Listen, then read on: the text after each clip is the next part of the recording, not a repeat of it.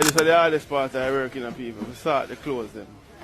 Because you have some people who send some old dirty clothes, and they have some people who sell, let me see this, and they have some people who send some brand new clean shoes and clothes, but we have to start it because we don't want to go and say, we send to one woman and say, oh, boy, Romeich send dirty clothes to me. You see me, like, I don't know what I'm to some of them people. Look at Charlie sitting here. Who are going to play with this?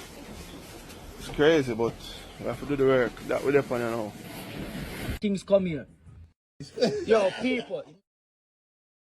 Shoes, no footwear. And I didn't want this, but whoever is bringing this, look what I bring. Look. What is? Why not this? It have your name on it. It have your name on it. Yeah? It have your name on it. Why not? Look, where you out of order. Yeah? My expose you now. Look on this. Dirty napkins. Dirty pot. Watch out. And the yard they even clean. Look here. Don't do it, not disrespectful. At least clean out the something. I saw them living on the house. Nasty man, nasty people. Hold on. And I'm bringing a pot from dump and feed. Look there. Look on this. What is? Out of order. I don't know who this, but find out, yeah?